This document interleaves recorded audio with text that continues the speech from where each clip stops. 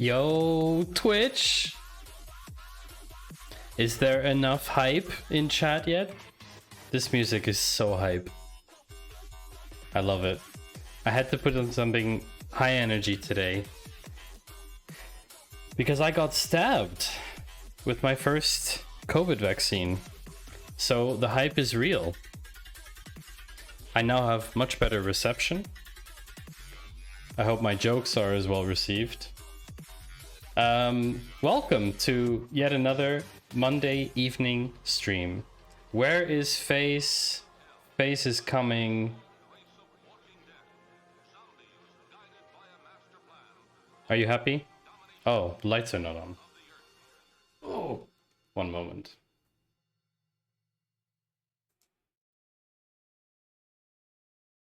That's better. How long ago was the shot? It was this morning. So almost 12 hours. So I have excellent reception. Welcome in, Lola. I know that there's probably lag on my video to audio, and I'm about to fix that by doing this.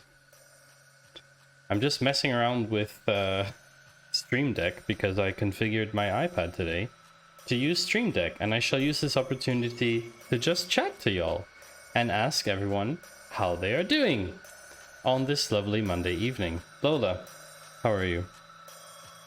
How goes it? And this music, oh,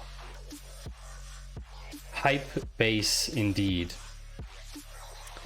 That's what it's called, by the way, the official title, hype bass. I am myself very excited. My arm's a bit sore. Left arm. A little bit sore, but doesn't stop me from streaming, obviously.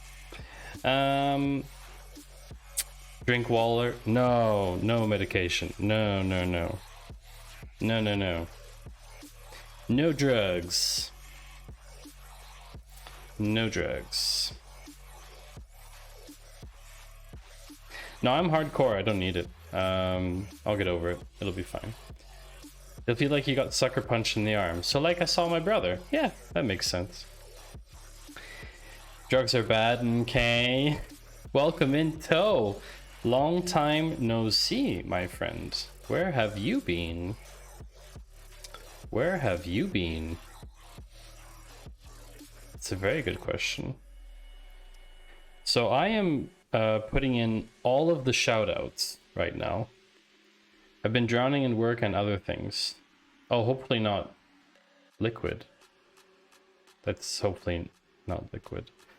Yeah, I've been putting in all these shoutout things because I bit the bullet and signed up to the Stream Deck app for my iPad because I was using another app called Touch Portal and it stopped working a few weeks back, and I've been so annoyed. So annoyed. You've probably seen what the other things are in the claw. Ah, yeah. As long as it's not drowning in pools or something, or drowning in lakes or rivers or other bodies of water, then it's all good, man. It's all good. So we're doing fun stuff today. Honestly, I'm really looking forward to this. We can have a chance to test out our new commands, which says the same thing as the title, so it doesn't really say anything at all. Who here likes Lego? Just a question. Raise your hand if you enjoy Lego. I'm curious to see in chat who enjoys Lego. So Imola has raised her hand. Toprog has contributed 2,000 to the bunny cam. That's legit. That's maybe you've also raised your hand. I don't know. I love Legos. So listen, chat. I was wondering today, I was going through my list of Twitch ideas because I'm not prepared to start the kind of bigger project that I'm looking to do in a few weeks or maybe a couple months time. I'd like to do a larger project which will probably take 4 to 5 streams worth. A larger project, it's not even that big. I mean, you compare it to like some other people's projects that they do on stream, so it's relatively small. But yeah, I have a larger project in mind that's going to be for sort of summary thing. But I was looking through my list of ideas, and one of my ideas was, why don't I look at different data that I could get about Lego? And one of the things that's always fascinated me is the amount of different Lego that there is, and how different sets are made out of different pieces, because theoretically you could combine different sets. I mean, you could combine different types of pieces in different ways to get the same end result, right? Kind of like you can use 2 of these flat pieces, or you can use 1 4 piece, right? Kind of thing. And so what I was thinking is, maybe it would be cool to figure out if I could get my hands on some data about Lego. And being the curious person that I am, I was wondering if Lego even has that data. So I went on Lego, I couldn't find it. Then I did the second best thing, and I went to the internet at large, aka the Googles, and I did a bit of searching. And after a short amount of time, I actually found this lovely thing that I'm about to show you. Are you ready, chat? Love the internet. I hope you all are ready, because I found this on Kaggle. The Lego database. Lego parts, sets, colors, and inventories of every official Lego set up until 2017. So fairly recent. And this blew my mind. So actually, this data set was made by a site called Rebrickable, which I had not known about, which is basically you can actually combine different Lego sets together to build a different set.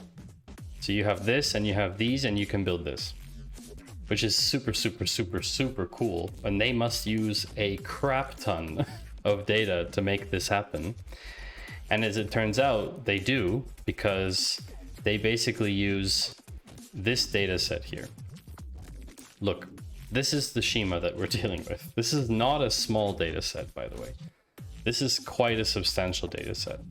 We have the inventories, we have the colors of all the bricks, we have the inventory parts, we have the parts themselves, we have part categories, we have themes of each of the sets, we have sets themselves, we have inventory sets. It's just, this is actually pretty crazy. So yeah, that's pretty nuts. Yeah. So let's try a few things out. I've been working on the Stream Deck, so let's see if we can make this happen. Where is my Stream Deck app? Did it disappear? How odd. There we go. So without showing y'all the Stream Deck app, let's see if they work. First, we're going to give a huge shout out to Lola. I feel like you should have a custom one, Lola. I'll probably have to put that in the cards. The reason you get a shout out, Lola, is because your streams are very entertaining and educational, which I cannot say the same about mine. Mine are at least educational, but I do not know if they are entertaining. So that seems to work very well. I'm very happy about that. It's cool. Stream Deck is easy peasy.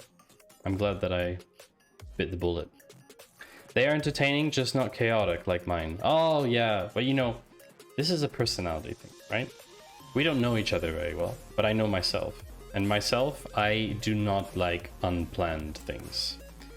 Makes me skittish and nervous, and I get stressed out when I don't know.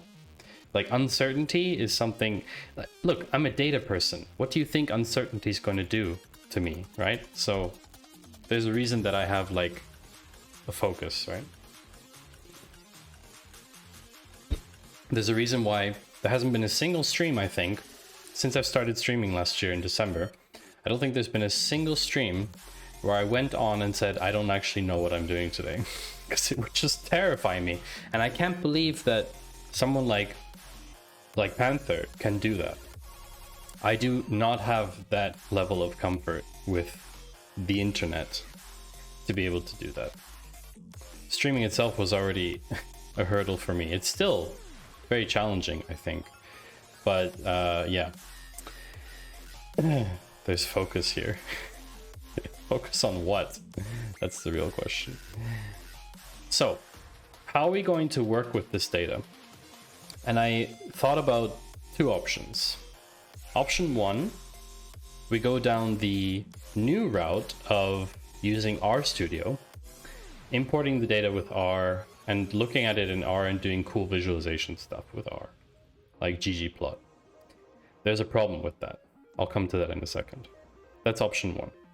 Option two is we go down the traditional, for my stream, traditional Postgres route, where we model and import all the data into Postgres. Sorry, other way around. Import and then model all the data in Postgres using SQL, which everybody loves.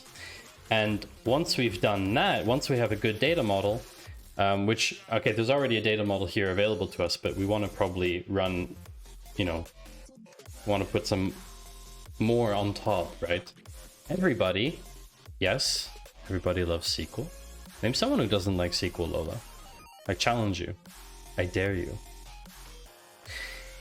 So yeah, we could put the data model on top of that and then use something like Metabase to visualize it, which isn't as flexible as ggplot might be, but I think I'll be faster that way. So do I want to be fast, or do I want to try something a little bit outside my comfort zone? That is the big question. So RStudio, I have it installed. It's, you know, set up. It would work. The problem is I don't actually have any idea how to import the dataset to R and get it in the way that I can start joining it and stuff, because I just don't have that familiarity. Oh, I see. Welcome in, Jordan. I can help with R in between watching the Euros. So here's what I thought I would do. I don't think this will be a one stream, like one shot thing. I don't think we'll be looking at this data just today. I think we'll be coming back to this because there's a lot of stuff to explore here. Like, how have the size of sets changed over time? What colors are associated with which themes? Could you predict which theme a set is from just because of the bricks? What sets have most used pieces? What's the rarest pieces? Have the colors of Legos included in sets changed over time? There's like a ton of stuff we could do with this set. Especially if we also got maybe some pricing data or something later. But just with this data set itself, I think there's a lot of cool stuff we could find out. So here's my proposition. No, it's not even a proposition. Here's what I'm going to do, because y'all don't get to decide this, because no one has like 1 million channel points. By the way, there are some new rewards, or the rewards are adjusted, let's say. Only Matty Two Shoes decides. Stream more so I can get 1 million. I can also just leave the stream up all day with like a tiny little 2x2 pixel window, you know, just to get like, you know, good use of Noob's emote there. Yeah, I don't think anyone will get to 1 million. How did you highlight the message if it costs 1 million? That's odd. Or did I change it back again?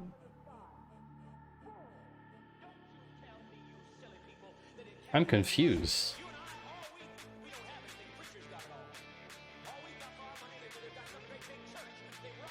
Wait, that wasn't highlighted? That's strange. Oh, it highlighted my username. That was really weird. I thought you redeemed highlight my message. That would have been a bit ridiculous. How would you have 1 million channel points already? They show the same. Yeah, true. But it's about highlighting for someone else. Yeah, okay. This makes sense. So, here's what I'm gonna do. Today, of all days, today, after I've been jabbed, feeling like a bit, how do you call it? I'm not like on the top of my game, let's say. So I don't want to challenge myself with something like R today. I just don't feel up for it. Jibbo, welcome in. Thank you for your contribution to Bunnycam. I might show a little sneak peek today if you're interested in seeing a sneak peek. I can check if she's available. We can have a little sneak peek. Let's see. I'll prepare a sneak peek for a second. Network might crumble under this, I don't know. She also might not be in a good position that you can see what she's doing. So my proposition is I will not challenge myself today hardcore with R. Hardcore. I will go down the Postgres route with Metabase if we want to visualize some stuff today. And next time we touch this data, next time we look at this data set, which may be Friday, it may be next week, who knows, right? I will then use R. We can do the same thing, or we can look at different questions. How does people feel about that? Does that feel like a good compromise? Also, I don't think I'm going to be able to stream for 5 hours today, like I did in the hacker rank thing. That was a bit nuts. Yeah, so I don't think we need to stream 5 hours. I will adjust the camera. Give me 1 second. Because it is a webcam. I missed the start of the stream. What are you doing? I'm also automatically opposed to everything. Thank you, Jeff. I appreciate your enthusiasm. Right now, we are just chatting about how I'm not prepared to stream something like with R today because it's too far out of my comfort zone and I got stabbed in the arm with a very thin needle containing the first COVID vaccine. I mean, not the first of my COVID vaccines. Okay, so because y'all are being so understanding, R won't stab you. That's true, but neither will Postgres. Because you're being so understanding, here's a sneak peek of the bunny cam. As you can see here, this is the rabbit in question. And she's currently chillaxing. And she has also flipped her bowl upside down, which she does quite often. So that is enough sneak peeking for now. That is more than enough. The challenge has not been redeemed yet. So you better put more points into that, because otherwise it's just not gonna happen. She indeed has a sofa. She actually has the entire room to herself at the moment. Soon she will be hopefully paired. That's a whole nother discussion. Soon she will be paired with another. She does not have a TV. She only has a sofa and wood and lots of snacks and toys, tunnels and things like that. Bunnies love tunnels.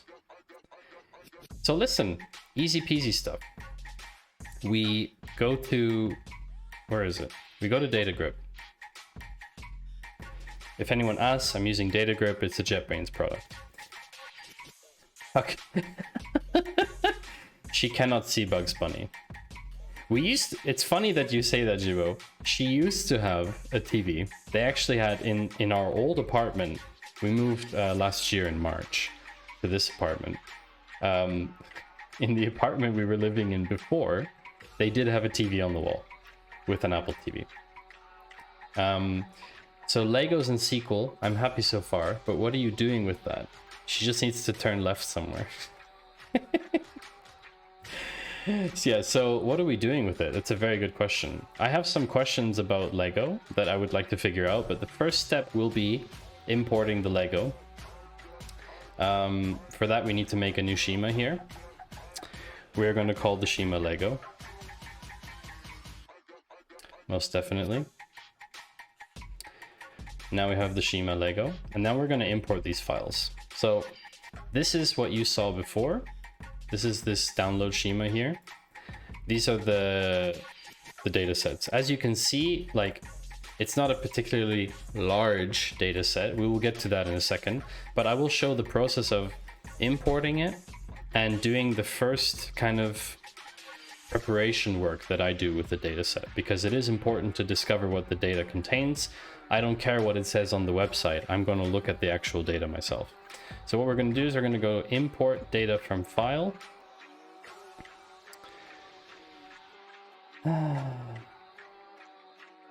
Yeah, I need to blur this, sorry. Because it keeps not doing stuff that I want.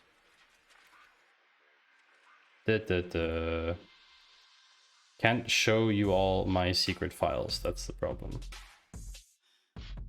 It's just the way it is. Okay, so this is in here, and this one. Are you working through an exercise, or is this part of some evil plot to take over the Lego world? I'll just start with colors. Oh, I'm still blurred. There we go. All right.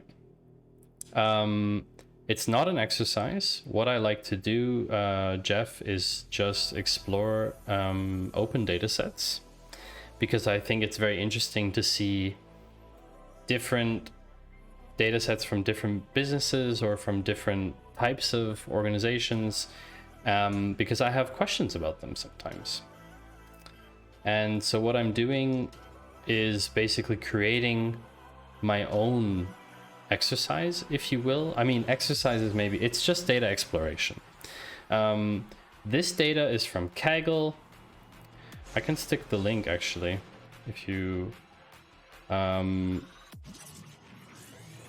if y'all want the data. Have fun with that. Obviously you should wait till we're done with stream. Kaggle, oh, that's a very good question, Jibo. Kaggle is a website that is traditionally geared around data competitions. Mostly data science, so a lot of modeling and things like that.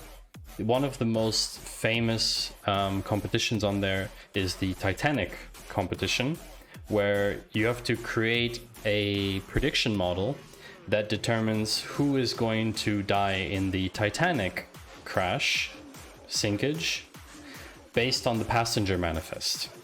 It's actually quite a funny story. I will digress here very shortly because it's quite funny.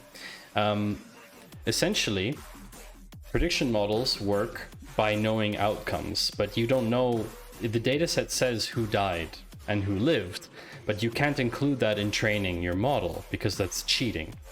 You can only include all the other data, like women, children, etc., and then test it against the end result to see if they lived or died, to see how good your prediction performs. But what's funny is someone decided to cheat, and they basically just trained their model against who died and who didn't die, lived, and they had 100% prediction model. Obviously it was discarded. But yeah, Kaggle is basically an open source, it's an open data platform for more it's like competitive. Yeah, I mean, it started with competitive stuff. I don't do any of that stuff on there, by the way, in case you want to ask. But I guess it started in sort of like a competitive area, but it's grown to be also just a lot of open source data collections where people are like, hey, I collected all this data about Lego from here. Here you go, have fun with it. These are some use cases you could do. Or, you know, someone puts up a data set there where they've already pre-trained a certain model and says, oh, you can use my pre-trained model to do other stuff, for example. So this is the data import process. We have colors as a table. We will stick to the same namings that they have in the files, because then it won't be too confusing when we look at the schema, that we know which is what. It will be too confusing otherwise. So, colors. ID is integer, name is text, RGB is text. Is trans would actually be Boolean, but at the moment it's text. But we'll have to use a case when to convert it later, which is fine. Jeff says, there's actually a problem with what you describe. If you test different models on the real data, you will eventually get convergence because you're quasi-effectively training on real data. Yes, you would normally eliminate a certain percentage of the data, either in a time series or randomly sampled. You would omit 70%, and then you would train on that and test against the remaining 30%. But you're absolutely right about that. I just omitted that from the explanation because it was a minor digression. So we have the colors table now. This is what it looks like. Voila. So there are probably bricks with unknown color. That would be one of my initial questions. Is let's write it down already. Are there? Ooh, this is a bit too small for you to read. Are there bricks with unknown colors? And if yes, which sets themes contain most unknown colors? Would be interesting. Let me know if this font is too small for you to read. All right, so we're gonna do another import. We have to be careful when we import that we don't click on the table itself, otherwise it will just append to the existing table. So we do import data from file when it loads. All right, so inventories. This is not the biggest one. We'll still need to figure out what table is actually what. So there's an ID, a version, and a set number, which is text because it has a dash in it, which is fine. This looks good. See how many rows this was. So you can see here on the bottom, it's updating.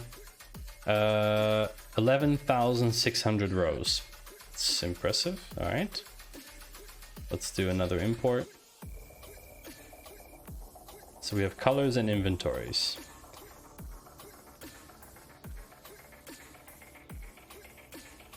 Okay, then we have inventory parts. This is the big one. This is because this is each individual's inventory parts list, from what I understand. So we have a inventory ID, a part number, which definitely is just text because it's got some miscellaneous stuff in there. A color ID, which we can link to the color table. A quantity and an is spare, which is quite interesting. Oh, Kaggle data is tiny. Yes, most of the time. Depends on the data set. Some of it's a little bit larger, like, you know, a couple million rows, but we're not talking like gigs of data. Definitely not. I mean, it wouldn't be open source, would it? There is some, I guess there's some time series stuff which is pretty large, like the weather stuff is pretty big. But it's still, I mean, still in terms of volume, it's relatively. You prefer big data. What type of data would you consider to be big? I guess it's a pretty controversial question, I guess, but there's a lot of massively huge open data. Elaborate, Jeff. Like what, for example? I haven't worked with a lot of open data sets, so I mostly work with smaller ones like these, so it would be interesting to know. World elevation data. Oh yeah, okay. Must be interesting projects. Gaia 2, list of stars. That's massive. I just think like the application limitations of those are limited. Did I say that right? The application range of those datasets could be relatively limited, in at least in my context as like a data analyst. You know, like lists of stars, yes, could be cool to look at like which stars are in which galaxies or how far they are from each other and things like that. Elevation data could be interesting combined with something else. So I'm just going to select the next thing here, inventory sets. So that was 580,000 rows. That's still relatively small. Gonna try squeezing in some studying on lunch. Go ahead and lurk, Imola. I appreciate the lurking. So we have different inventory IDs for different set numbers. This is a mapping table, obviously. This is the inventory to set mapping, I believe. Climate data, land use, solar energy, lots more. But yeah, those are definitely not casual topics for a Twitch stream of a couple hours, right? Definitely not. Those are far more, let's say, not necessarily, well, they are complex for sure, but they're definitely also just larger topics to begin with, right? Where they have to do a lot more researching first before they just dive in as well, I believe. But where do you think the line is? You know, what do you call big data, you know, in the end? Like, how do you make that distinction between what's big and what's not big? I mean, user logs for any decently sized website will be massive if it's been online for years. Every login, log out. So you have part categories. This is just an ID and then a name. This is very useful because we'll be able to figure out there's 57, only 57? There's 57 part categories. Interesting, or it's not showing me the rest. Yep, 57 rows. So there's 57 categories of parts. I guess I still want to use these data to do things. That's the pair programming project I was suggesting. Animal habitat data, genetic data. Yeah, definitely. But those are larger projects. Definitely. I think those things take a significant more amount of time than just a couple hours on a stream or even a couple streams. I think you would need a certain level of focus as well to like go through those things. It's not something you can sort of casually just return to as well in a streaming context. If you're not doing this full time, that is. I mean, if I was doing this full time, sure. I think it's definitely easier. But human race data, what do you mean by that, Jeff? What kind of human race data? Like population distribution, like races? Project use GIST data, so elevation, climate, population, political jurisdiction, land cover, etc. to answer the question, tell me everything you can about a given point on Earth. I have data sources and data, but want help building this open source project while streaming on Twitch. Greg database breaks humans into ethnic groups, thousands of them. Ah, yeah, okay.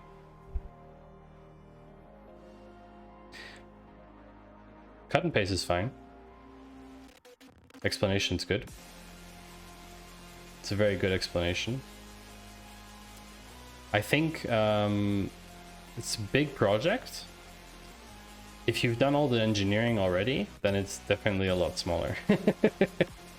So we have parts. And now we just need to import, I think there's one other one. Oh, my arm is so sore. It's terrible. My mom was saying that it's going to be the worst in the evening, so moms don't lie. Sets. It's probably not that big. I have the data, not the engineering. Also, OSM data is 47 gigabytes. That's pretty big. Okay, that's a limitation for sure. Locally, I can work with somewhere between 13 to 14 gigs. That's the limit.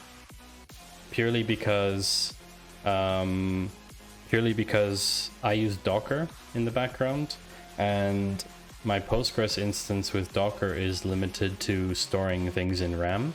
It keeps a lot of things in memory, and it kind of just stops working after 12, 13 gigs, something like that.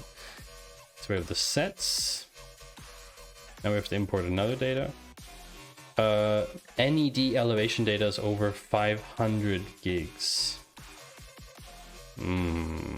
That's definitely big. And also storing that data in the cloud is going to be expensive. Okay, storage costs are not so bad, but you know, if we were to run even simple queries in BigQuery on the whole data set, we would just have hundreds of dollars in queries, for example. So interesting. Technic has no parent ID.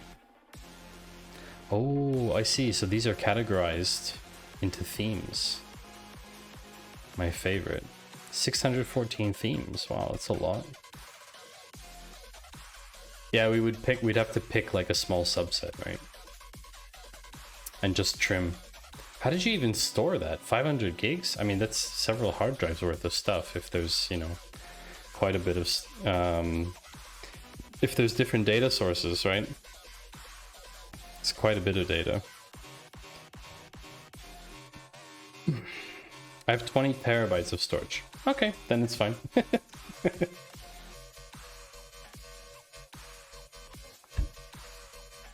I mean, I also have close to 16, but it's largely occupied with GoPro and photography files.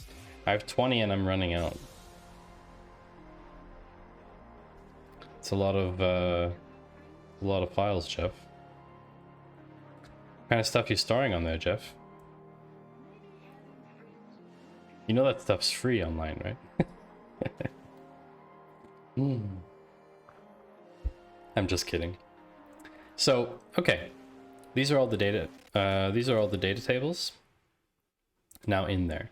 So we have colors. I'm just checking here. Colors, inventories, inventory parts, inventories, inventory parts, inventory sets. Then we have part categories. It's over here. Then we have parts, sets, and themes. That's everything. All right. So what I'm going to do is I'm going to open up this. Wow. Oh, Jola, thank you very much for the follow. Could it be that Jola found time to join my stream? I would be truly honored if that was the case. That would be very, very cool. Ah, Jola! Sorry, I'm very happy that you're here. That's cool. Jeff, at one point I made an effort to store Twitch streams of everyone I follow, but that takes an insane amount of space. Yeah, 100%. And if you have not watched Jola's stream, then you're missing out, because Jola does really cool streams. Her stuff is really top notch. So I'm going to configure, can I do this? I think I can. We're gonna do like this, and then we can do like that. Is that the right spelling? Do. Oh yay, working, but we'll be able to hang out for a bit while I work. Oh, that's great. You have 4.5 terabytes of Twitch streams? Holy moly. Can you download other people's VODs? I suppose you can, right? I guess. I mean, the VODs are public for a while, so I guess you can store them. Alright, so let's try this and see if it works. Yay! Jola! Amazing. I'm glad that that worked. Yeah, I only got Stream Deck set up today, so I'm still sometimes very worried that it won't work or something. So, you can use YouTube DL to grab them. Ah, okay. I actually did it with the raw URLs, I think, once. I wanted to get someone's. I downloaded someone's clip so I could edit it into a GIF, or edit it, like, you know, trim it into like a cut that was funnier. So Okay, so this is the download schema. Gosh, 10-hour streams. And yeah, I mean, Twitch is, you know, Twitch is technically storing it for you up to a certain point. I just slap all mine on YouTube. So I'm doing you a favor, Jeff. Look, you can just go to YouTube. I don't think Twitch wants you downloading other people's streams. Yeah, no, I had to go get the source from the inspect element. So I'm sure that they don't want you downloading other people's streams. Alright, so... But yeah, all mine are on YouTube, so feel free to just chill out there. I'm not going to take them down anytime soon. There's no reason. So we have the Lego data set. One of the questions we had is, are there bricks with unknown colors? And so what I typically do is a sort of discovery process, right? I've talked about this in a few streams. Oh yeah, voice sound is off sync. Narco. That is probably because... Give me 1 second. There's too much crap open. I'm trying to filter through the VOD, so I don't want... I can delete some. Is that any better, Narco? Otherwise, I'll just take my face off. Problem solved. So, my discovery process. How does my discovery process work? I do the first thing is check for bugs. I don't have any. Was still a little off. Don't worry about me though. I'm on my way to bed. Okay. But thank you for telling me. I have to figure out a solution for that. The main issue is poked my head and thought you'd let you know. Oh, I appreciate it. Thank you. The main issue is I develop and work and stream on one machine, so that's the main issue. So I'll definitely try and optimize what I have open. There's probably a few things I could get rid of or somehow optimize. But yeah, I will.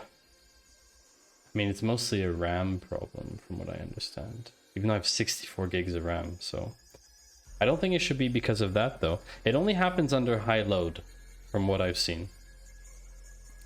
Maybe Google for it. It wouldn't make sense to me that it's RAM.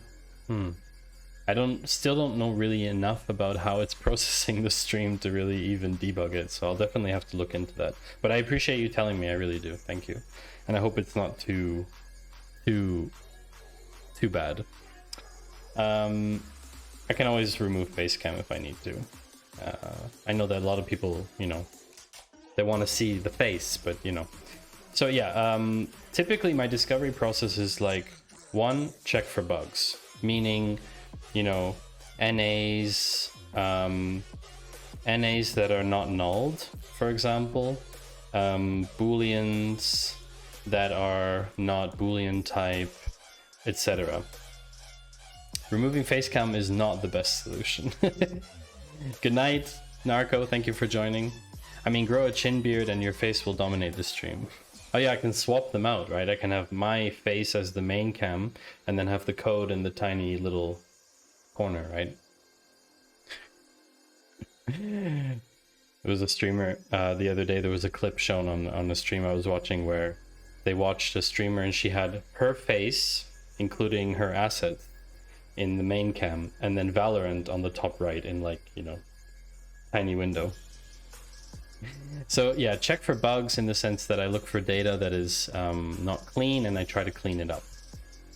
If I can clean it up in table. So like, for example, we saw with the colors, there's an is trans field.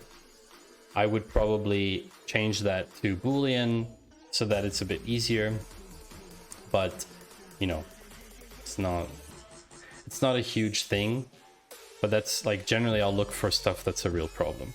Now I know this data set is very clean because of the way it's prepared from Kaggle. Some data sets from Kaggle are not like that.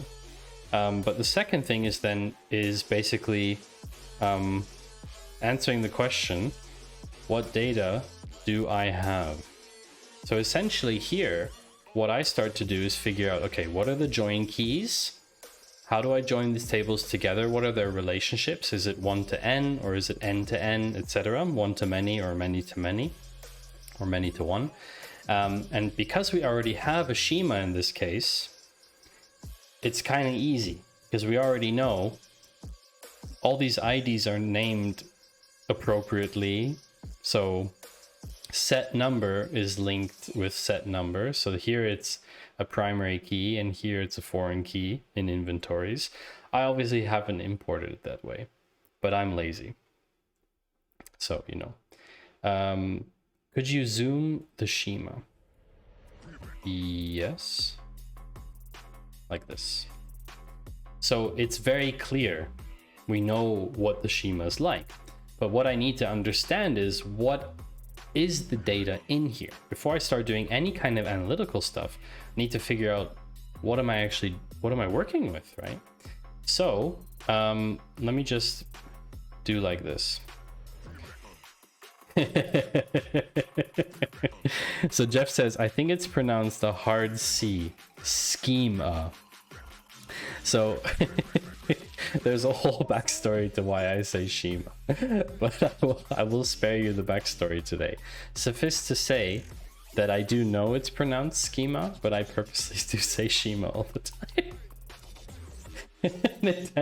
There's one person in particular that I'm hoping that one day he watches the stream. I don't think he's watched it yet.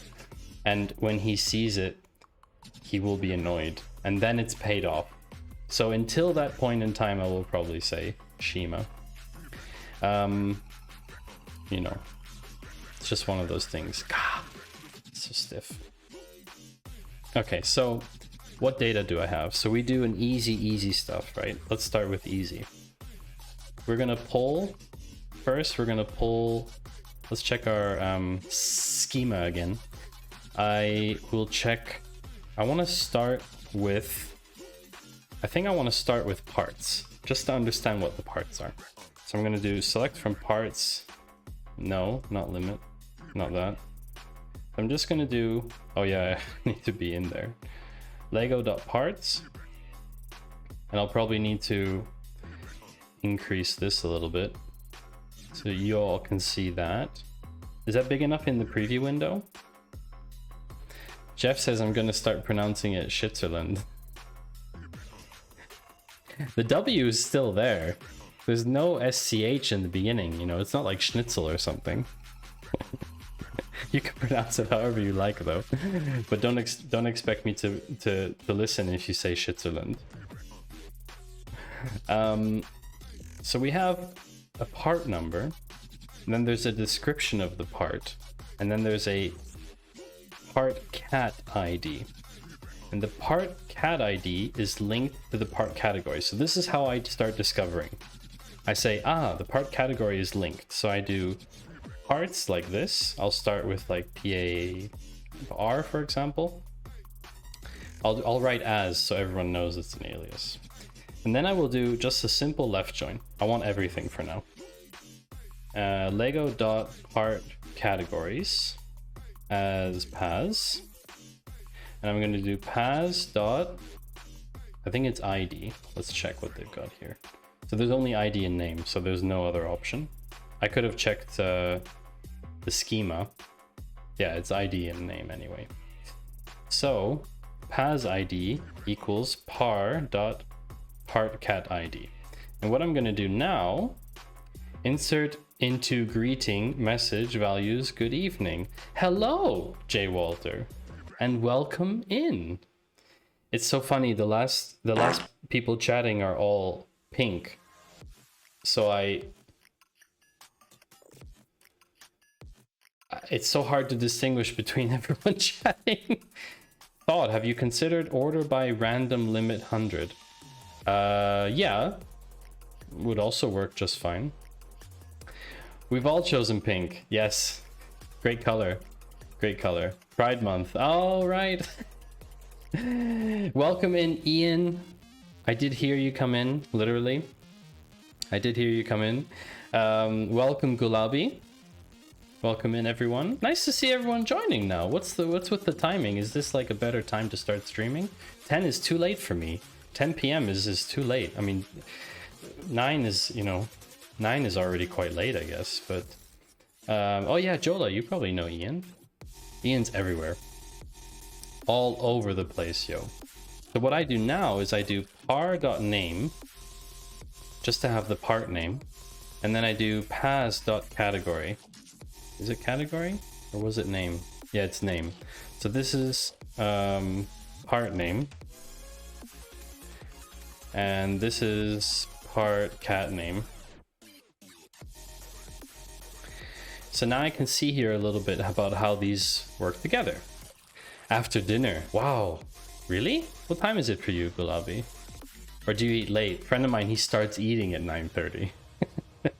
Or 10 p.m. or 10:30 sometimes. So there's like sticker sheets and mini figs and all kinds of crazy stuff, and you can see they're all categorized already. Otherwise I'd have to do some crazy text processing stuff, which I don't feel like doing at all. I live in Spain. Oh, of course, of course, of course, of course. That makes sense. My friend's not even Spanish, he's Irish, but he just eats like you Spanish people do. Like lunch is like 2 p.m., 3, and then dinner's like, I don't know, 10. Not watching the Euros. Jordan, we do not talk about football on this channel. To be honest, we watched DS9 with my partner a bit after dinner. DS9? What's DS9? Is that a data science series? That would be so cool if there was like a data science, a fictional data show on Netflix. Like, these two men can only use algorithms to fight crime. Isn't that basic? Oh yeah, Deep Space Nine. Swizenwayne. Swizenwayne? Thank you very much for the follow. It's appreciated. Like numbers, but more dramatic. But that was more math than data analysis. Welcome in, Swizenwayne. Welcome in. I hope you're enjoying the stream so far. All right, so this is the kind of what data do I have exploration. I love Lego, so we're going to find out more about Lego. So I have a part name and a part category. This is where this chain sort of... So this chain has gone... Let me look at the schema again. So you see this chain is ended here now. We can't go any further with part categories. That's the end. But we can go the other direction now. This is where it gets fun. So we started at parts. We can now go all the way to the inventory parts to figure out what inventories are. Because I want to see how parts relate to inventories. So we're going to do part num. We're going to do a left join to lego.inventory parts. I'm going to call this imp. So this is imp dot part num equals part dot part num. Okay, and now I'm going to include the inventory stuff here as imp dot what do we want? Maybe the inventory ID.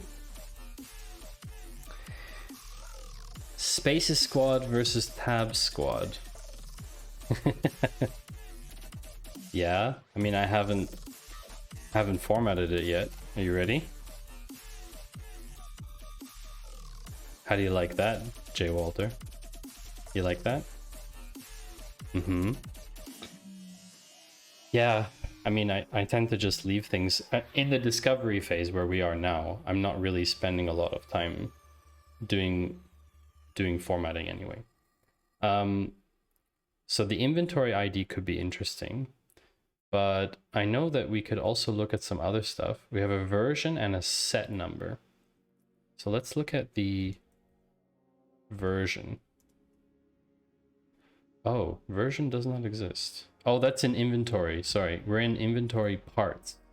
We have a part number. Oh yeah, so there's a color ID.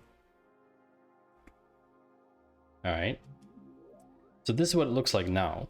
So this dish 6x6 inverted radar solid studs, you're looking at solid studs right now, is color ID 15 and part cat name plates, round, and dishes. So this is going to be fun because I'm going to now take this particular item and I'm going to single this one out. The reason I'm doing this will become apparent very soon. So I have to do par.partName. Oh, it's just name, isn't it? Yeah. So I'm going to single this one out. The reason I'm going to do that is because I want to now discover what happens to this. You see, this is what I was talking about, this 1 to n or n to n relationship. We can see that this piece, this dish, appears in many, many different colors. It appears in color ID 0, 4, 10, 14, 15. The reason there's duplicates is because somewhere here it's being listed twice, which is fine. Doesn't really matter. We can just insert a distinct.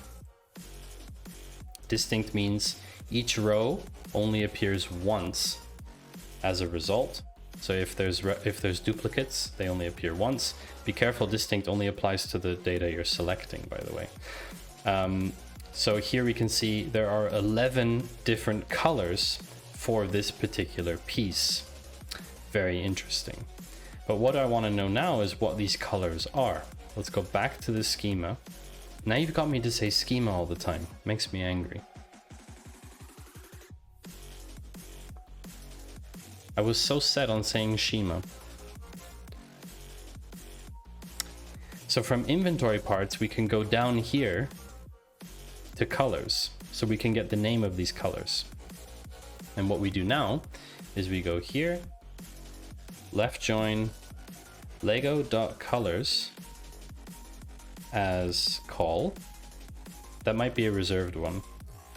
Oh, sorry. My British spelling isn't good for you. On call.id equals imp.colorID. What's happening here? Okay, so I want y'all to understand something. I'm joining sequentially onto the previous ones here. If I remove this now, this is going to be a problem because it won't be able to join onto the inventory parts. The inventory parts, according to the schema, is the only way to get the colors. You have to go through this particular situation here. Oh. Nice. Hello, White Panther. Thank you very much for joining, White Panther. I've been wanting to use that shout out button for a while now. White Panther was doing a cool stream today with Algolia. As if you just said Shima as soon as I arrive. I've been trying to say Shima all night. But I've been corrected once already. Jeff.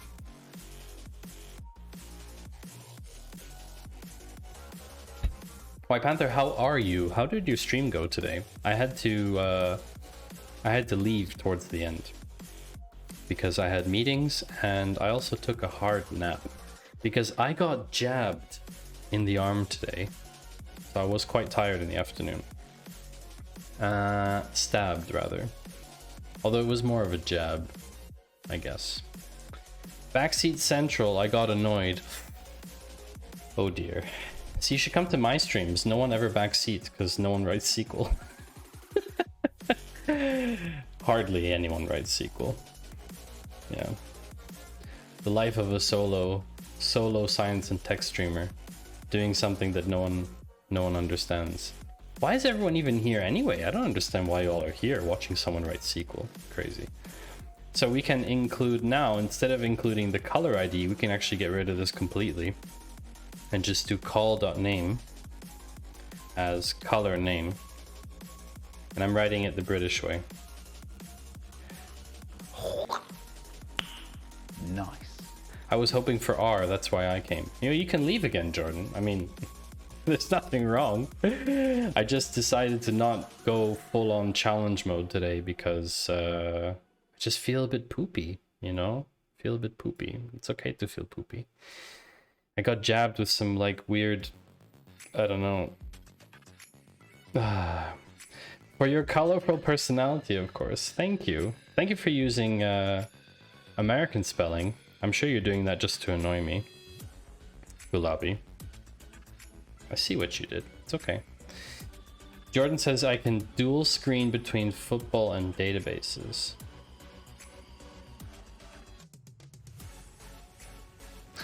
So now we can see all the colors that there are, which is cool. So we can see that there's these are the colors that the dish 6x6 inverted radar solid stud comes in. Now my next question is, okay, let's go up the other side and discover how the data is structured. So inventory parts goes into inventories. I don't know what inventories actually are, so I need to figure out a little bit more about that. Inventories are linked with inventory parts with inventory ID. So we have inventory parts, and then we're going to do a left join here with lego.inventories as inv on inv.id equals inv.inventory ID. Now you could see how this is going to get very confusing sooner or later, which is why having this schema here is super helpful. If I had imported this with the primary and foreign keys, I can actually get DataGrip to generate this for me. But I didn't do that because I'm lazy. You know, such is life. But I already have the schema, so I don't need to do it again. And now instead of here, so we've included inventories. Now we can go take a look at what we have in inventories. We have an ID, a version, and a set number. So let's include inventory.id. And I'm naming it on purpose because we have an ID column in a lot of different tables. So this is very interesting. This part,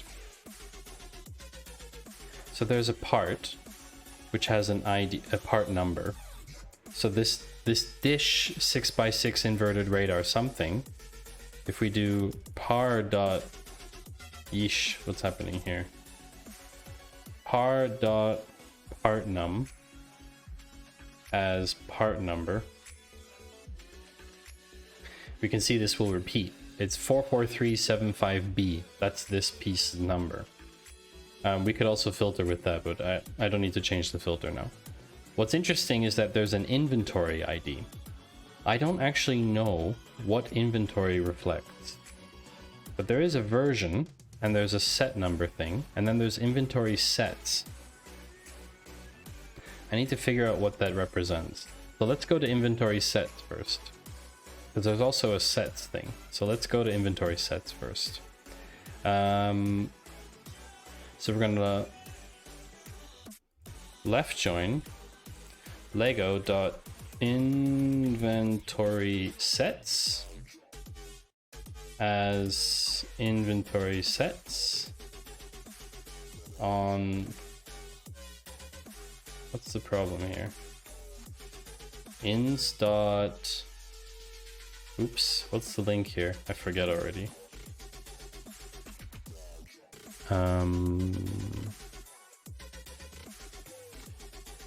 Inventory ID is the inv.id. All right. So now we can bring up something from that table as well. Inventory sets. What kind of stuff do we got in there? So we have an inventory ID, a part number, a color ID, a quantity, and an is spare. This seems like these are those little baggies of parts that you get when you're building a Lego set. Does that make sense to anyone? Like you get these little groupings of parts. That seems like it could be that. So let's take a look here. Inventory parts. No, we want to do inventory set. We did as ins, right? I think we aliased it ins. Yeah. Ins dot. Oh, that was parts, wasn't it? Oops. This is very confusing. Inventory sets. Inventory ID. Set number and quantity. Okay. Let's do quantity.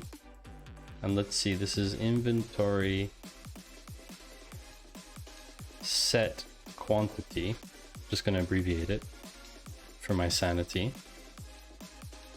So interesting, it's null. Why is it null?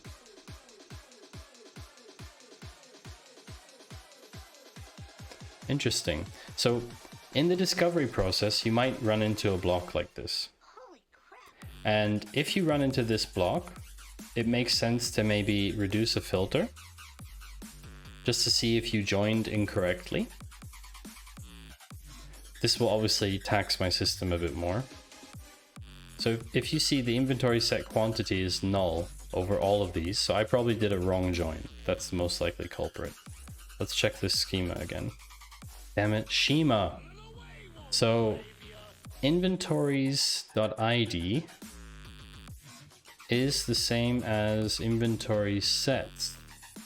Inventory ID. Interesting. Okay, so either these parts are not in any inventory sets, or the quantity is always null. So that would be something to test now. So that's something I want to know, if this quantity is always null. So let's do select star from Lego inventory sets. And now we do distinct quantity.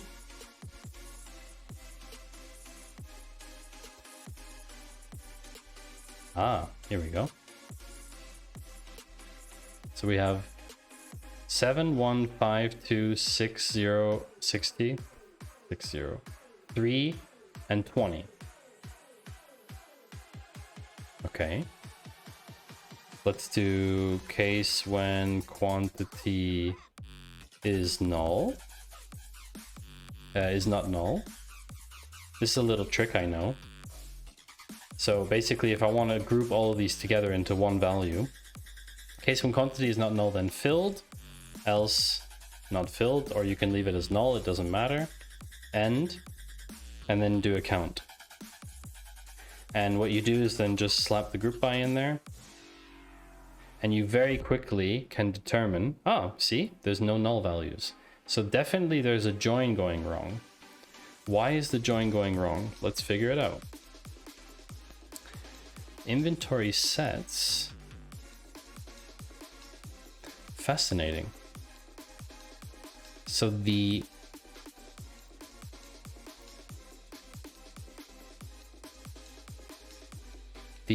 colors don't play a role in this because the color ID is independent, but we've gone from the part upwards. Does that make sense to everyone? We've gone basically from parts up to inventory parts, and then up to inventories, and then up to inventory sets. And it is possible that something doesn't exist somewhere. That's why we're getting a lot of these nulls. You can change the order around. What I would like to do is start from here now. I would like to go from themes to sets to inventory sets. In a separate process.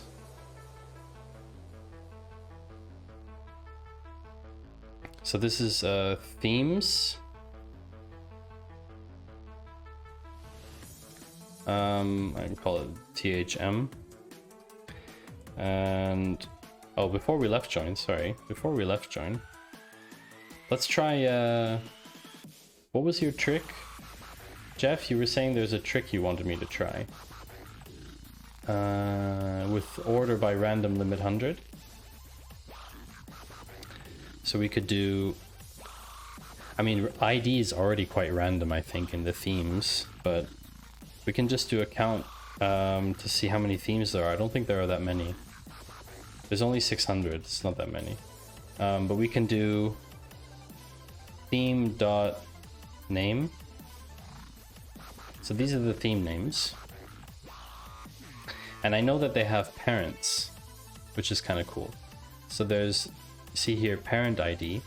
So if we do where theme.parent ID is null, that means these are a theme name. We can call them theme parents, because these are the ones that don't have parent IDs, which means these are the groups, the main groups. There's 111 groups. Chat, pick a number between 1 and 111. Go. I'm gonna hide this. I will see what number comes up most.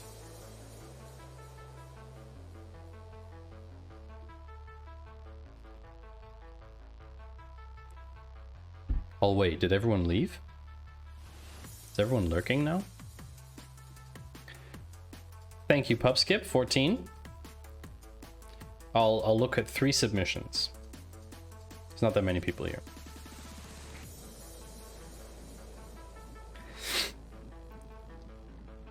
Take your time, chat.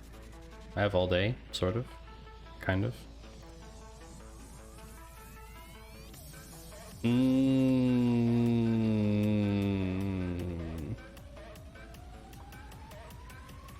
Okay, Pup, we'll take yours. No problem.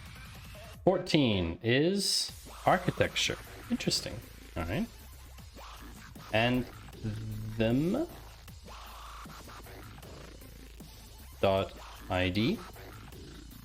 Name equals architecture. We could probably use the actual ID of the theme if we wanted to.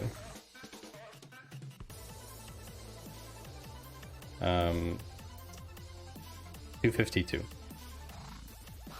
Okay.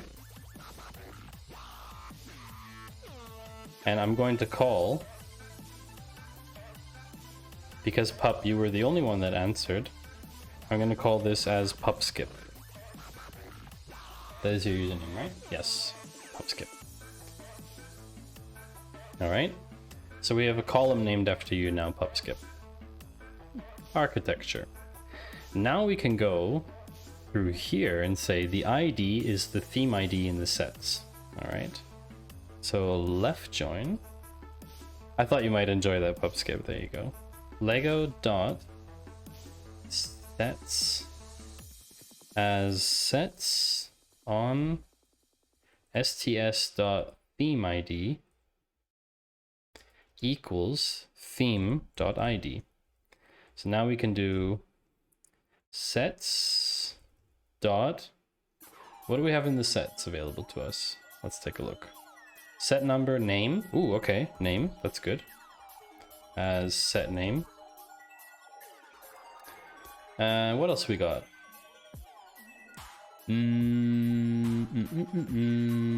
Number of parts. That's a cool idea.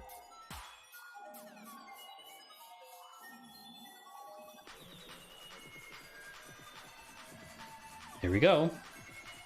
All right, so architecture. There are different sets, like the Sears Tower has 69 parts. That is pure accident that's the top. Willis Tower has 69. All right, so number between 1 and 59, chat. Go.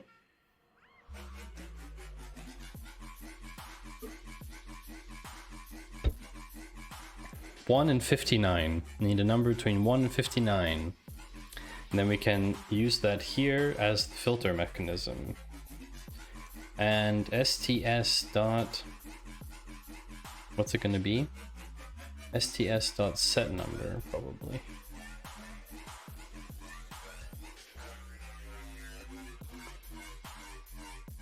You all left. Everyone just left. Crazy. I mean, I know everyone's probably watching 14 divided by 2. 14 or 2 or 14 divided by 2? I could take 7. 7 is, ooh, falling water. That has 811 parts. I like that. That's pretty cool. So falling water. We're going to put in the sts.id. Is it set num? It's the set num. So I can filter with that instead. Where is it? Falling water. Here we go. So.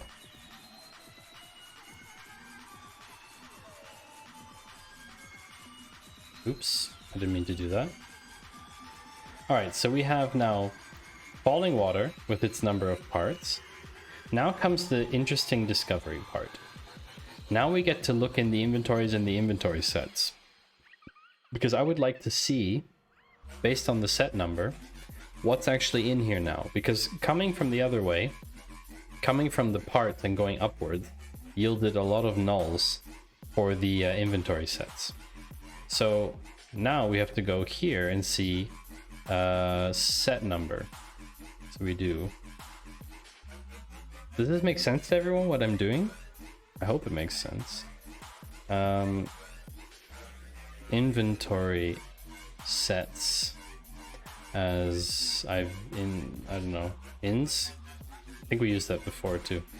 ins.setnum equals sts dot setnum. Is that the same column? Are they named the same?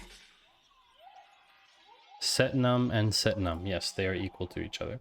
And now what we do is we include something from the new table. So like ins dot quantity, which was null before. Interesting, the quantity is still null. So that means that there is not everything is in inventory sets. So it could be that not every inventory appears in inventory sets, or not every set appears in inventory sets. There's an easy way to answer that question. You basically do this. Lego.sets. Okay. We're going to do count distinct setnum. Okay. From Lego sets. So this gives us 11672. Ugh, I can't type today. 11672 in sets. Now if we do the same thing in inventory sets, okay,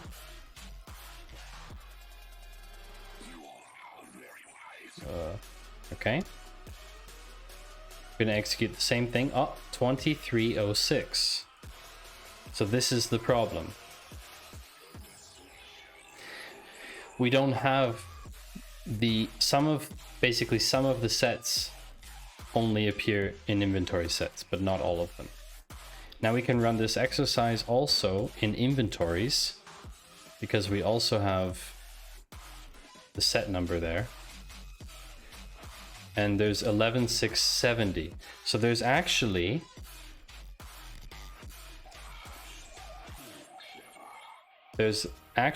two sets that don't appear in the inventories as well. And these are the kind of checks I'm talking about. Before I go into any kind of analysis work, it's really important to understand these things, because if I don't understand the underlying data, then I also can't do my job as an analyst. That's my opinion. I don't know if anyone agrees with that, but that's my opinion. And I think it's time to change the station. We're going to change to Happy EDM, because that seems very Lego-esque. That makes sense. So, I think this is a good track actually. We've determined that there's a gap with the sets, which is fine. But I think I have a better understanding now. But I would like to actually include the inventories thing, because I don't know actually what the inventories thing really means. I don't really know what that is actually.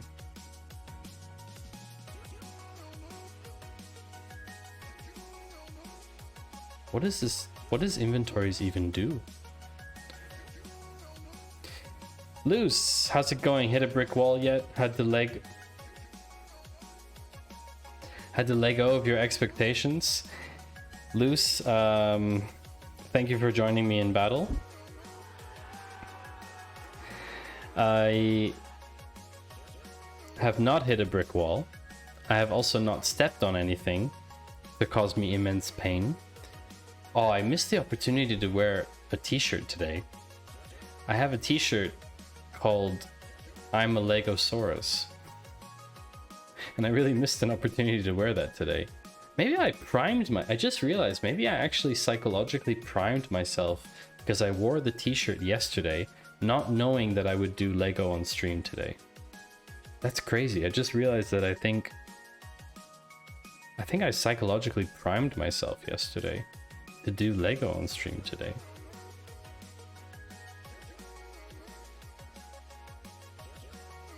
Wow. That's going pretty well, Luce. So I was just exploring a little bit what inventories means, and I think it actually just means that each set can appear in different versions.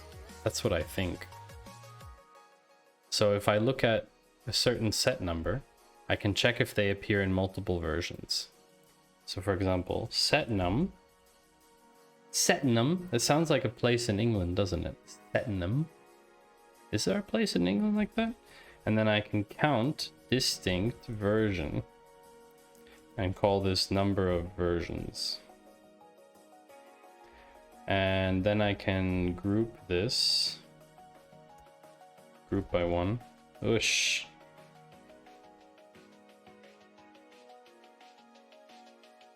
Oops. Order by to desk.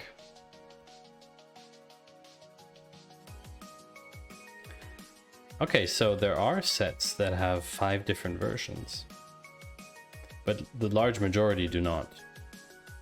So I don't know exactly what the inventory is useful for, but it's just the link between a set and the inventory parts. And I suppose you could have done it with a set number here, but that's not how the schema was created. So that's fine. That's fine. I'm just thinking. I know I don't do that very often.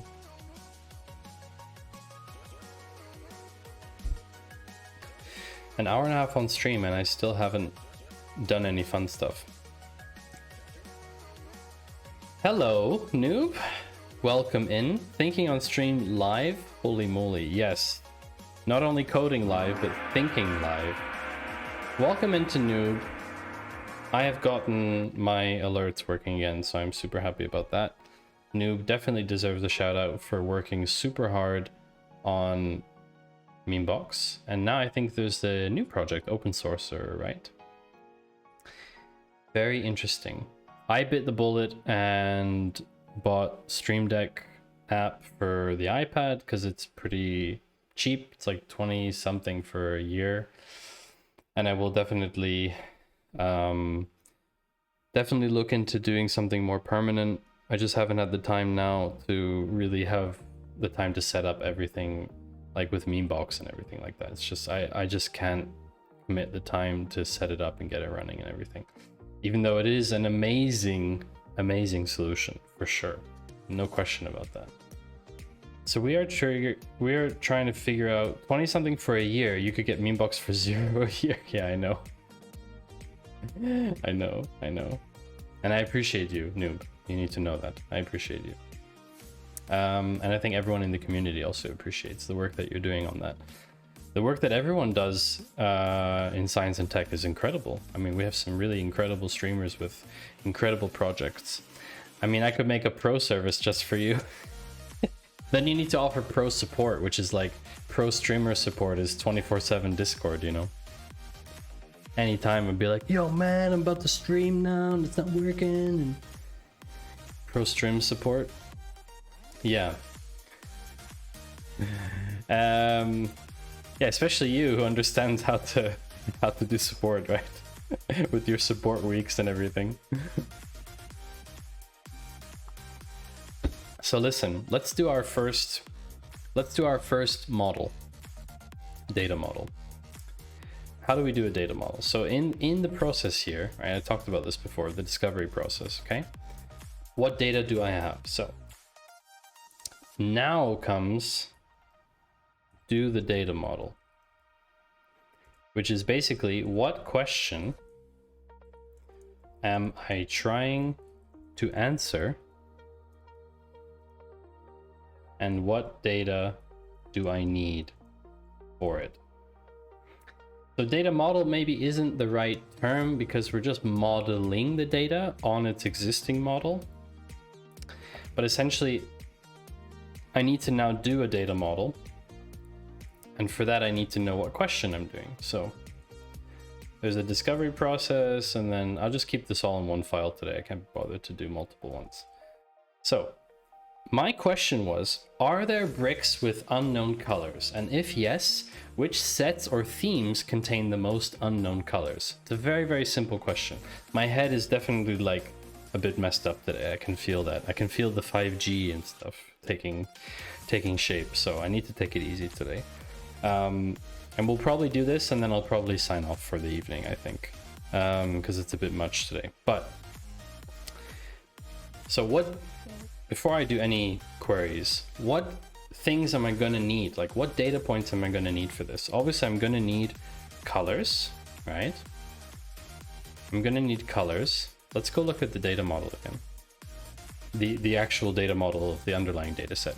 So we have colors. Colors are linked to inventory parts, so we definitely need inventory parts.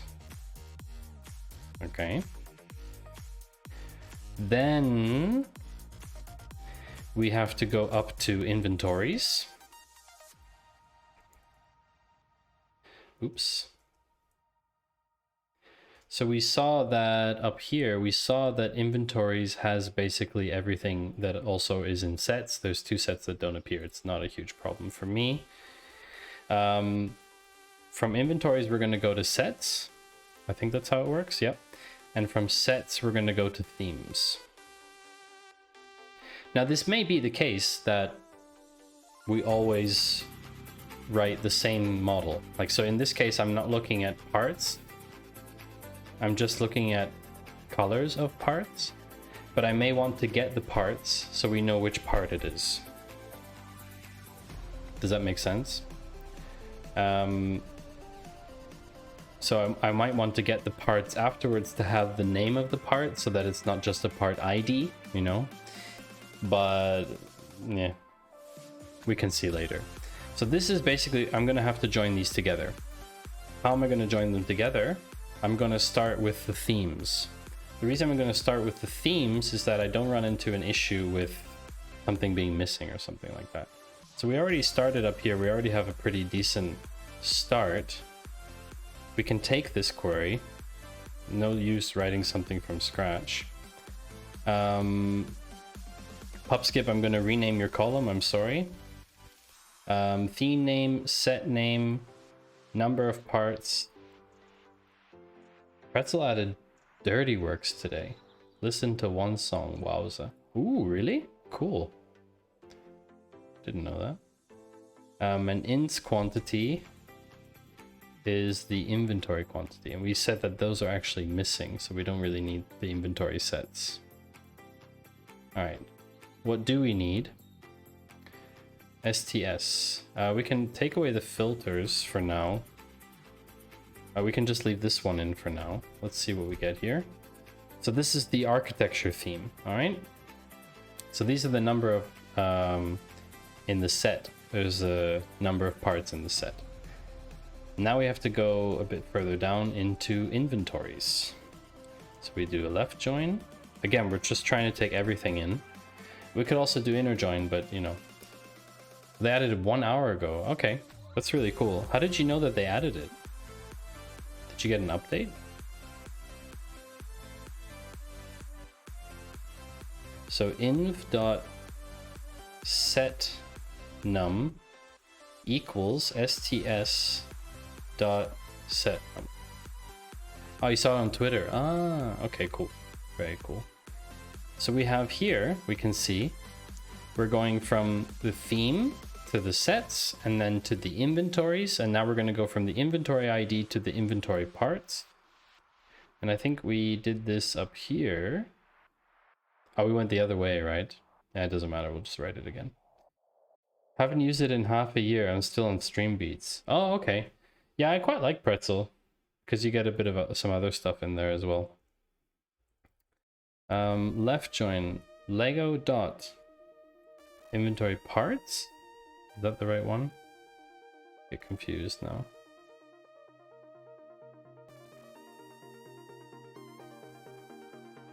Inp dot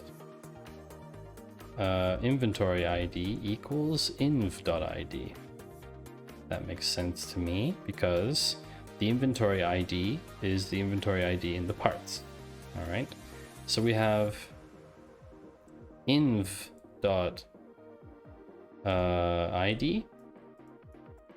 as inventory ID. I just don't want to use it when no one is chatting. Then you have like 20 Prenzelrot messages. Feels lonely, man. Yeah, I don't really care that much about it.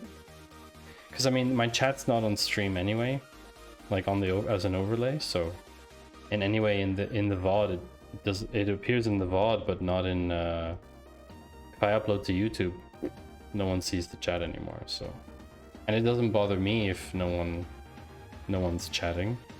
It means that everyone is super happy with what I'm doing. That's my deduction, is that everyone is just mind blown and they can't say anything, basically. Makes sense to me.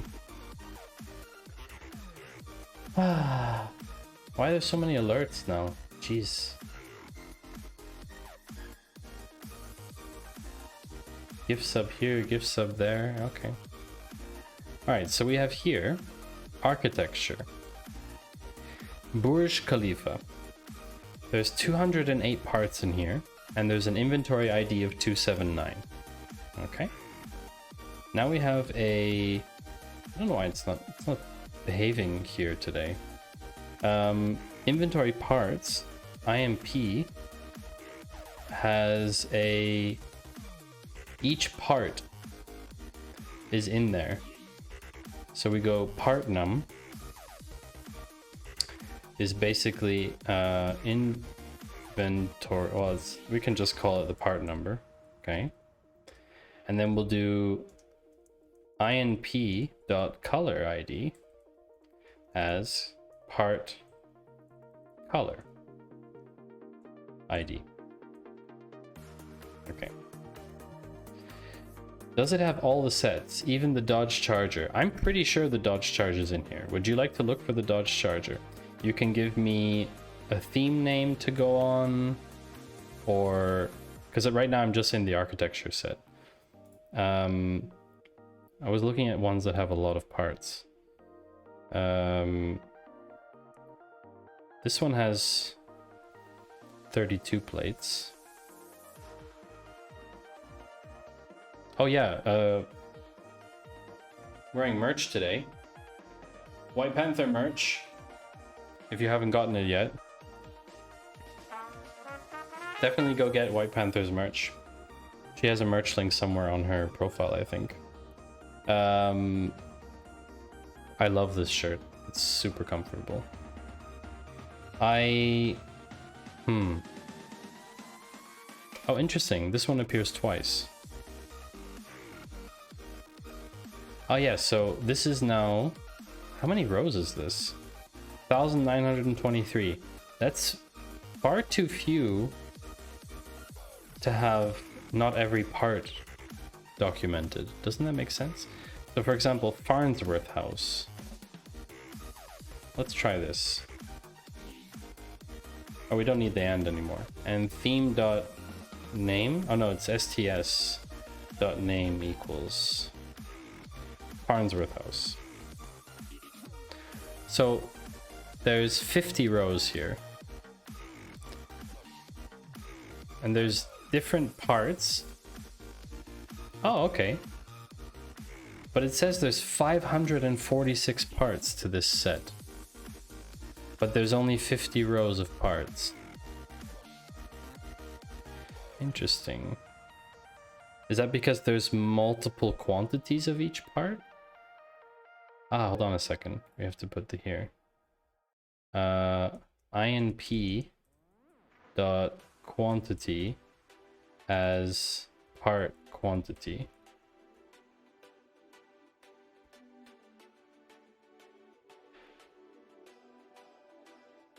So this set is 546 and there's 238. Can you see that? It's a bit cut off. 238 of this one in particular. If I do the sum of this, I should get the same amount. So let's just do that and see if it's the same amount. How many do we need to group by? 5? 1, 2, 3, 4, 5, 6.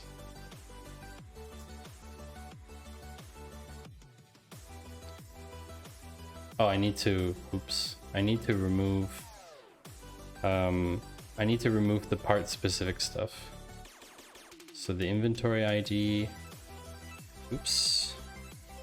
Number of parts, that's fine. So 1, 2, 3.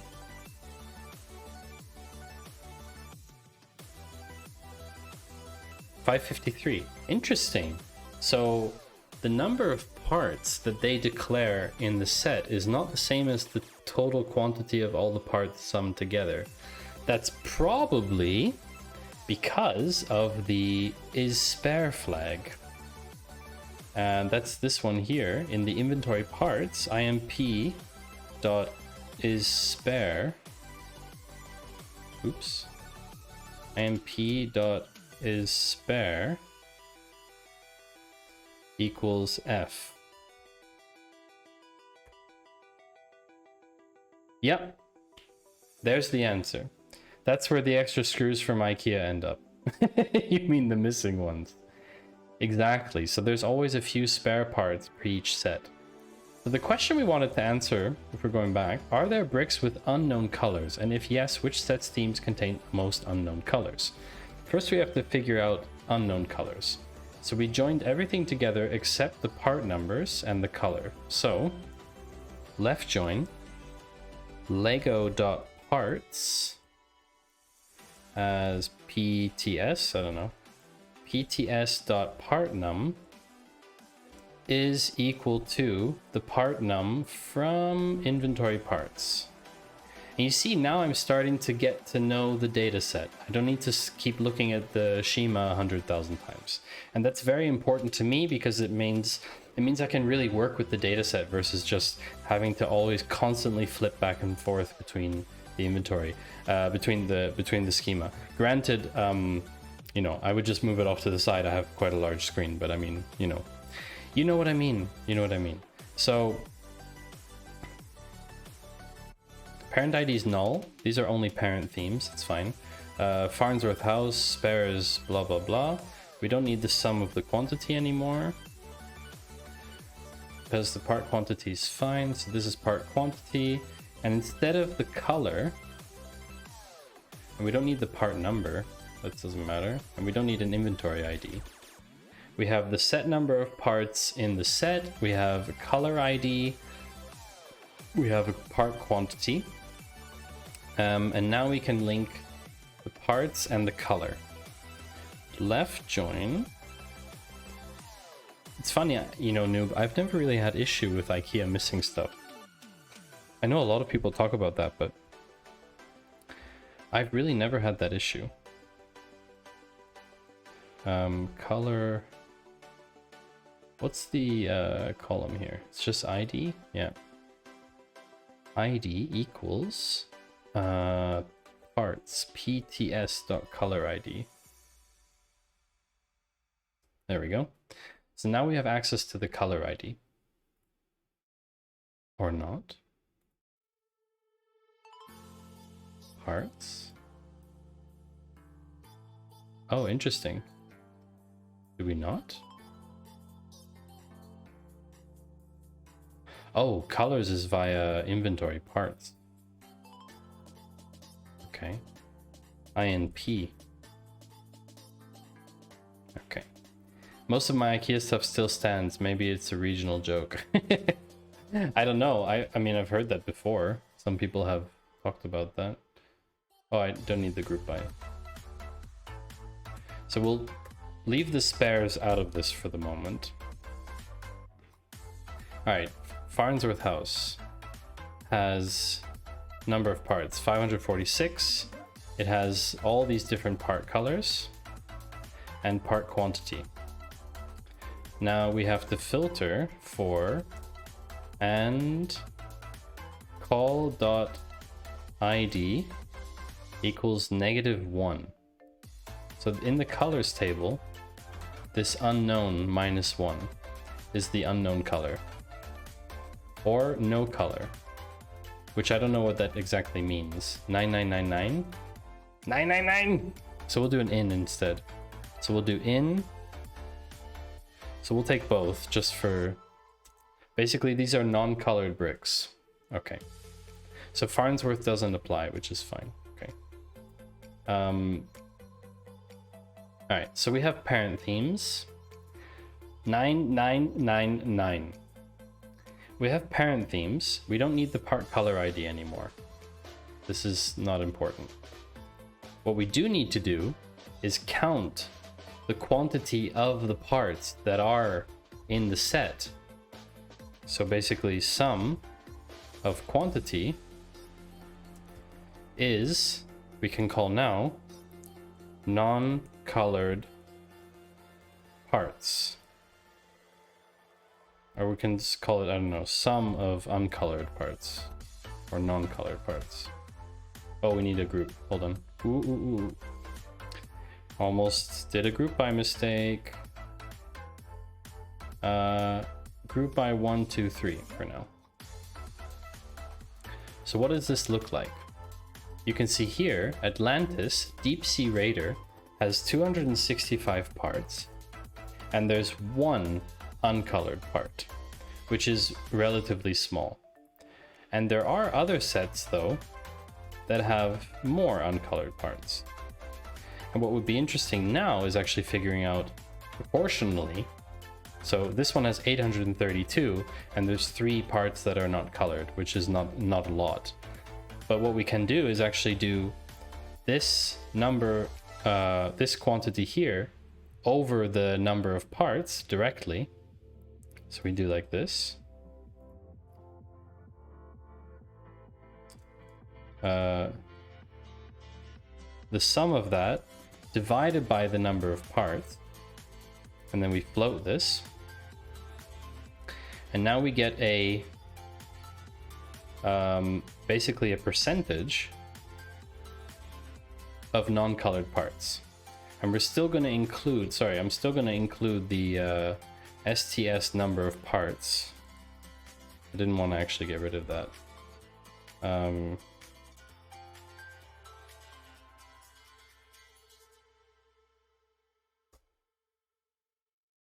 this is what it looks like.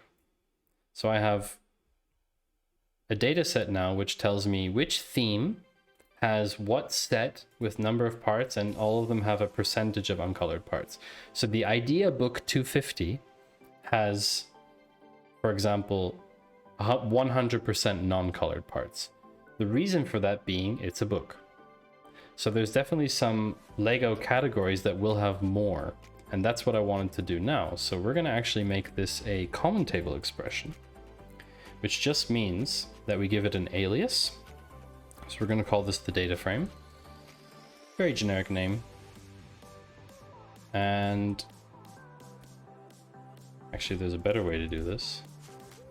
If I go like that. There we go. So it will auto format. And what I want to do is just take out the parent for now. So you'll notice there's a bit of a problem here. When I take out this where clause, there's an and here, too many. So there's actually a little workaround for this. You actually include where 1 equals 1 on the first line, because it's always true. And then what you can do is have and here, like this. And if I want to comment it out, it doesn't cause any issues, because 1 equals 1 is always true. It warns you about that, but it's a workaround for when you're developing your query. So now I have a common table expression, and it expects something else. It expects me to do select from data frame, or something else, at least, as df. So select star from data frame, and I get the exact same thing I have now. The difference being that I can do things like select theme name, and then do the average of the percentage of non-colored parts. Group by 1. Oops. Group New York? No. Group by 1.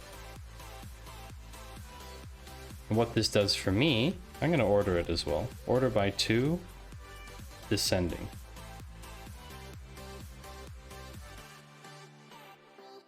So these are the ones that have 1. And these are advanced subset, robo raiders, train, town plan. So the ones that have 1 are suspicious for me, because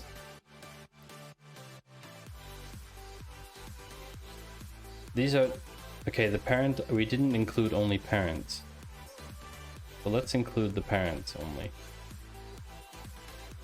Interesting. Okay, so we can see here now more clearly just the parents. Service packs are always uncolored. Books are almost always uncolored. And then there's gear and other, and then Xpod and Lego brand store, Ninjago, and then, yeah, and then it goes a bit down into standard, into all the other categories, which have relatively low percentages of, yeah, I would say relatively low percentages. We can also do here, to make it a bit easier, times 100.0.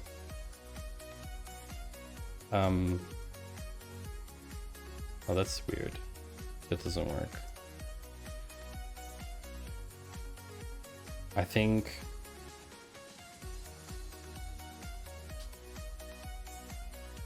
all right, probably would have had to do it before. I think there's some issue about that. But essentially, things like service packs and books and gear and other and Xpod, we can exclude those. So the way we can exclude those is by including the parent ID in our set. So I should have included that here, the theme.id,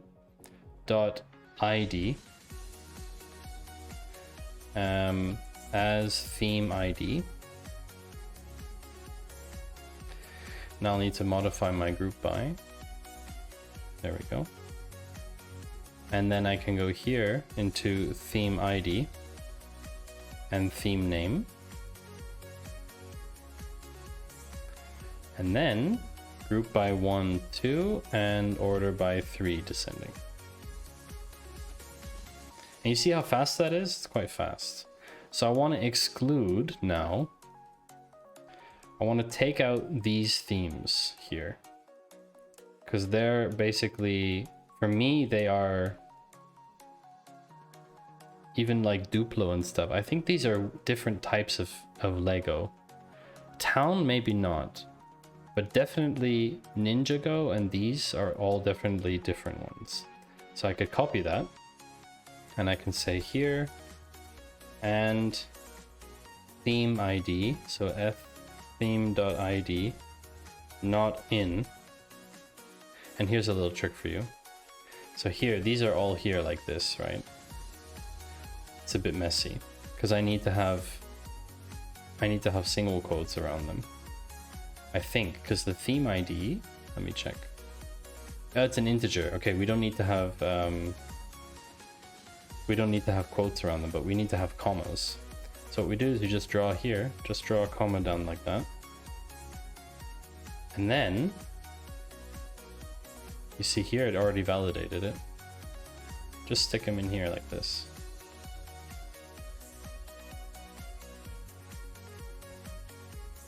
Voila. So now I have basically, I don't want any of these themes. And what I'm going to do is also exclude the parent condition, because these are just the parent themes. I actually want all the themes. And so we're going to take out the parent. So we're going to say the parent ID is not null to exclude the parent themes. So now we get a whole list. Oh, interesting. So there are still themes that have 100% uncolored. That's very interesting. I wonder why that is. I don't know what those are. We should probably name this as well. Average uncolored parts. Average percentage. I don't know if this makes sense to anyone. Maybe everyone already left. I'm still curious about it. So according to this calculation, we should probably check also the number of sets. See this sets here? Sets.themeID. We should probably include the set name. We can count the number of sets. Set name. So we can do the count distinct set name as number of sets. We could have used the ID as well, but then I'd have to go change everything up there. So you can see there's oh, here, order by 4 descending. So the ones that are 100% uncolored tend to just have very few number of sets in them, in that theme. But what if we wanted to filter based on number of sets? We can't do that in the where. Look, it says where number of sets greater than 3, for example, gives us an error. Column number of sets does not exist. Okay, fine. So let's just do the count. What does it tell us? Aggregate functions are not allowed in a where. However, you can use what's called halving. The difference is halving appears after group by. So it's just a different type of function. So it's applied after the data has been formed, after the groups have been made, before ordering, the halving applies. So now we can see Technic still has, so maybe we need to increase this. So let's look at anything that has like more than 10 sets. I don't know if that's a lot. Oh wow, there's really not that many with that many. Okay, let's lower that a bit. Let's say over 5.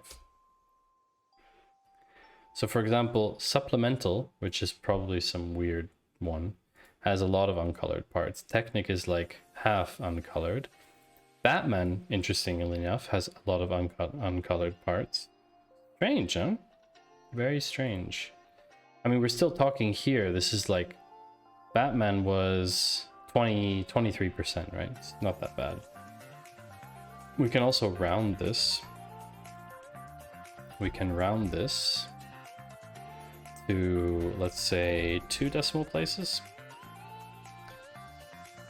Oh, Maddie, you always find the coolest data sets. Never would have thought there would be a Lego data set. Welcome in, Maddie. Yes, there is a Lego data set, and it's pretty cool, actually. It's very, very interesting because it has like all of the bricks in it. I'm just going to bring up the schema here. It has all of the things already linked, which is pretty impressive, actually. I'm quite surprised. When Maddie comes in a Maddie stream, somehow I imagine the Spider-Man meme pointing at each other. Yeah. Yeah, big shout out to Maddie. Maddie, it sounds like I'm talking about myself. Maddie also streams data stuff, which I know it's mind-blowing to think that there's two Maddies on Twitch both streaming data stuff, but it's true. He was last working on this voice search assistant in Python, but he also did a cool thing with a recipe app, which is really, really cool. I think they'll be linked together, right, Maddie? I think they're going to be linked together at some point, where you can basically use voice search to search for a recipe that you want to make and stuff like that. But I know you were using the voice search for your Peloton for the workout thing, the fitness stuff. And it's shocking because I also have a startup in food area. So we, aside from just the name, we're like somehow intertwined project-wise. Super cool. Yeah, the Lego data set is interesting. The question that I'd ask myself, we explored the data a little bit. It's going to be a shorter stream today. I'm going to be heading off in a short while, actually, because I got my first jab this morning, and I feel a bit under, I mean, not under the weather, I just feel a bit poopy, you know, so I'm not going to make it a late one today. But the question was, you know, are there bricks with unknown colors, and if yes, which set themes contain the most unknown colors? And so there's these there's a brick that's known as unknown, or basically uncolored, right? And so we had a look at which set now have like a lot of unknown colored bricks compared to the number of pieces in the set. It's a very, very, very basic thing, but it's really interesting. So I think generally speaking, the ones with, we take out the halving clause. Oh, why doesn't it like that? I think because this is not a double yet. I always have an issue with this. I always have an issue with rounding on here. I've never been able to figure out what the issue is, but you know, it's fine. It's not a big deal. So yeah, so basically there are a lot of sets that have 100% uncolored parts, but you know, for example, supplemental or classic has, there's 3 sets in classic, 66% uncolored, it's quite high. 12 volt, which is probably just the batteries, I guess. Universal building set makes sense, it's 50% uncolored, that's quite interesting. Star Wars Episode 3 has almost 50% uncolored as well. And you can see there's like a couple of ones, yeah, but generally speaking, it's like 20% or less, I would say, in terms of distribution. Very interesting. Yeah. So that has been exploring Lego. That's been exploring Lego. I don't know if anyone enjoyed that.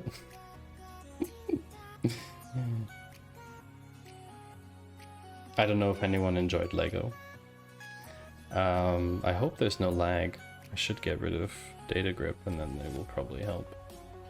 Get rid of this. Get rid of this. And that might help a bit. I don't know. There's always a bit of lag and I need to figure out why there is a delay. So if I stop preview, I wonder if without preview if it actually improves. If there's better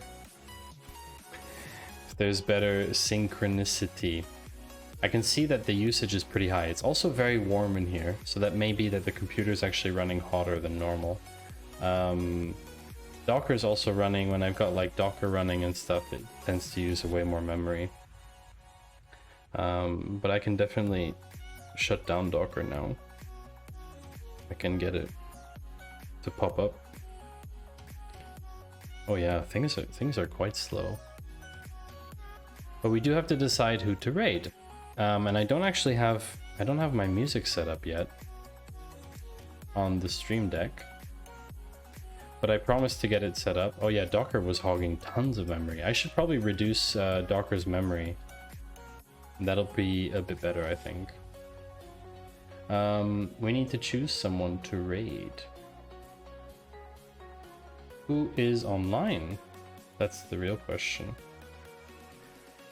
I'm also open to suggestions.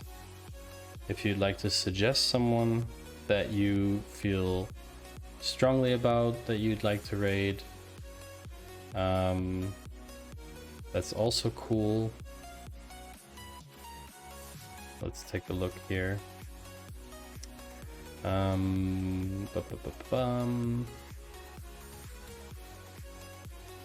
We could definitely go raid. Who should we raid?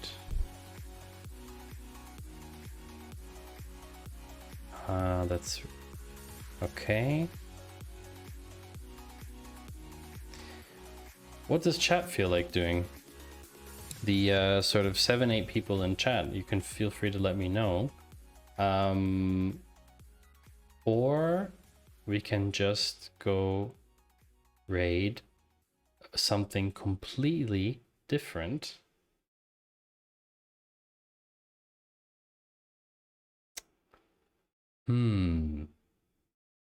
I can't think anymore. It's 11 p.m. Yes, I agree with you. So we're gonna go raid Chris. That's the best option.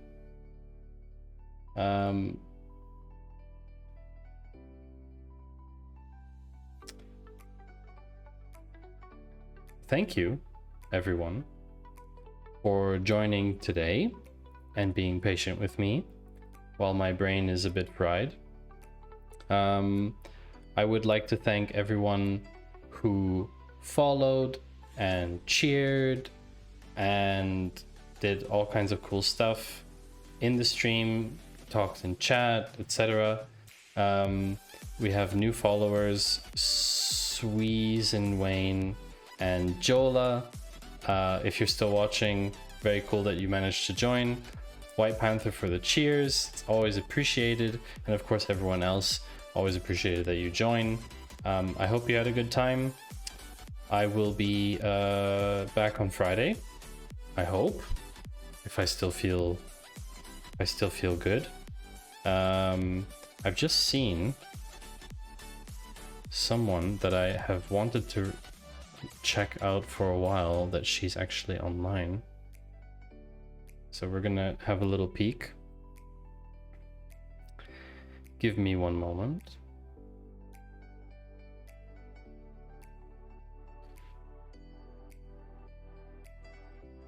Oh yes, we are definitely joining her. So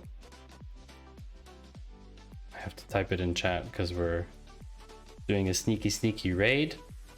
I had to copy the name, I mean. So everyone, enjoy the rest of your evening, morning, afternoon, whatever it is for you. And I hope to see you next time. Yeah, I hope it was interesting for you, or if you're watching football, that's fine too.